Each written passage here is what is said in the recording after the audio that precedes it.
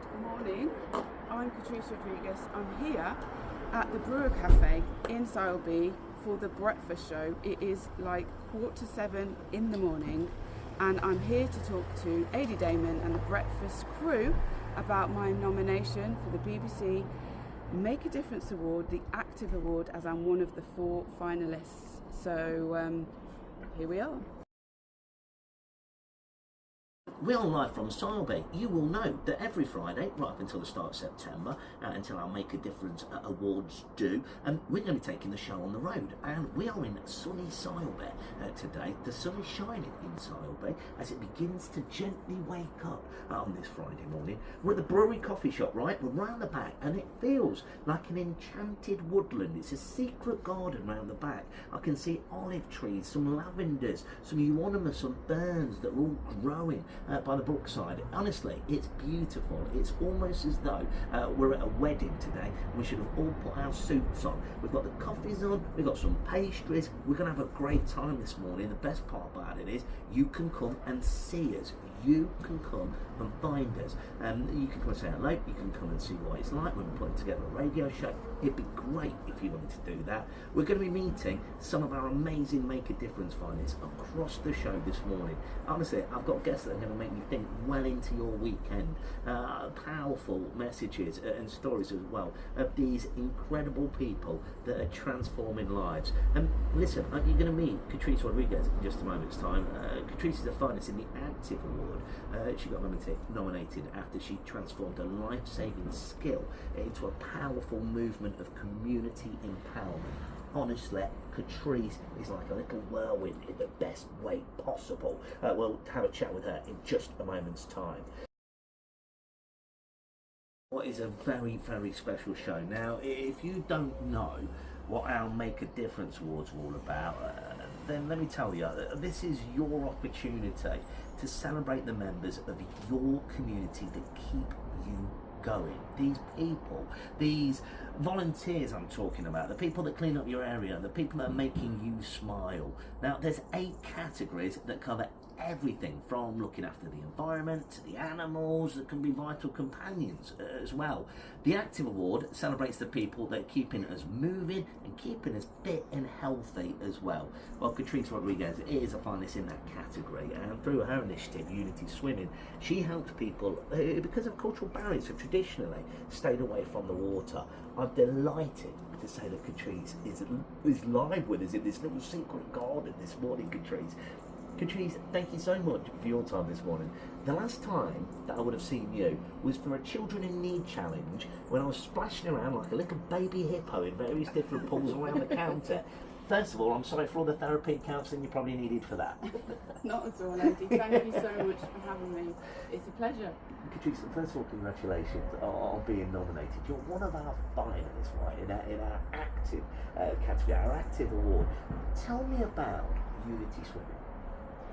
Okay, so I started Unity Swimming in 2022, but the thing is I wasn't planning on creating a swim school. So I've been in the industry coaching for 30 years now, and I remember my mum saying once, "Oh, do you want to do a swim school? Do you want to create your own swim school?" And I was like, "No, it's not something I want to do." But what I did do is I went kind of like full time back into swimming in 2019 when I retrained to be a Swim England Tutor. So that means I go up and down the country and I deliver Swim England swim teacher qualifications to people that want to become a swim teacher. So when I came back to Leicester, I kind of started to tell people what I was doing and my kind of new career path, other than teaching swimming part-time.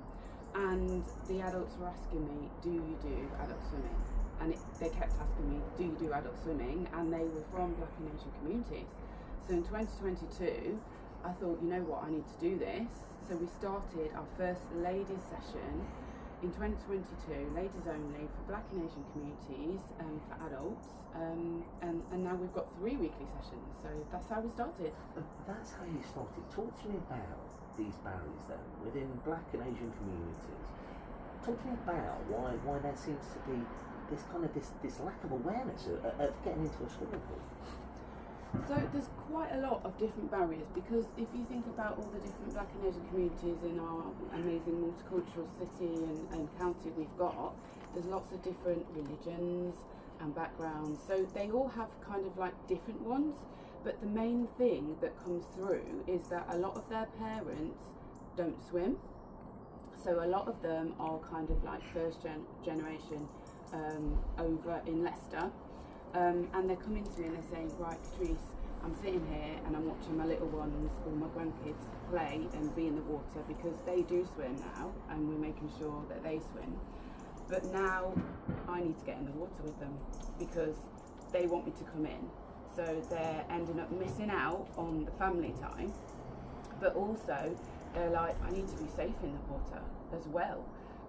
So it's because of kind of like their parents didn't swim or don't swim, so therefore it's not something that they've kind of brought up doing. It's not something that as a family or as a culture, it's like, okay, we're going to go swimming this afternoon, and it's not something that they really did. So that's the main big reason that people don't really swim from those communities. You know, what I love about this is that you're telling us here about this is a generational skill now. This is something that you are helping families with. This is family life, of spending quality time and making memories, because you can get into the water, because you can enjoy this, but for pushing back that fear of water as well. This is so much more than swimming. Yeah, definitely. What I found is as well, Adi, that a lot of the adults, they came and the fear was holding them back. So if you think kids when they're in the water when they're little, you can kind of like say, right, we're going to do this and make it playful, and they go. Whereas the adults, they've got more fear, and they've built it up, and it might have been that they've had a past experience that has been negative, or that family members have said, you know what, keep away from the water, it's dangerous. And the water can be dangerous, but swimming is not dangerous. And obviously, if you've got the skills, then you're going to be more empowered to not only be safe in the water, but enjoy the water with your family, like you're saying. I love it. I love, watching someone talk about their passion, about how they're making a difference, and watching their face light up, which is exactly what happens when you speak about this and helping others. What does that mean to you? You know, when you help someone overcome that fear, and they get in a pool, and maybe they do 25 metres for the first time. You're watching from the pool's edge. What does that mean to you when they overcome that and actually enjoy it? Oh my gosh, it's really a privilege to be part of someone's swimming journey, and it means so much more really to the adults than it does to the children, because I've obviously worked with children as well. But I suppose when you're watching them on that journey, what tends to happen, AD, is when they first come to me, they don't think they can float. They don't think they're going to be able to do it at all, even though they can see other people doing it. So what happens is they completely over excel what they ever think they're going to be doing. So to start with, they won't go past like the first 5 metre flags in the shallow end, because they can feel the floor getting a little bit deeper, and they're like, no, I can't go past there, can't go past there. But they end up being able to jump in, end up being able to go down to the deep end, and they end up being able to kind of like really enjoy their time. There was a lady that I worked with, and she was the first person in her village from the Gambia to learn to swim. And she was absolutely terrified. Like, there was crying, I had to talk to her after every class, and gradually her confidence built and built, and to be honest, she could do it. She had the skills, but it was just the mindset. And then eventually now she goes on holiday with her sons, and she's in the water, and she can enjoy it, and she's safe with them. You're brilliant, you really truly are. If people want more information, if they want to find you today, waking up, having breakfast on the way into the office or work or whatever it could be, thinking, yeah, do you know what, Katrice can really help me here. How do people find you? So we're online, we're on all the social media channels, so unityswimming.co.uk. We've got information about all of our weekly classes we have on there, and we're working with community groups as well, so we're working with a foster adoption agency, and we're going to put some free swimming lessons on for black children in care, which is something close to my heart as well. So all of our community work and everything is on unityswimming.co.uk, and that's where you can find out and contact me as well. Katrice, thank you so much for your time this morning. The amazing Katrice Rodriguez joining us this morning here, nominated for an Active Award for our Make a Difference. Awards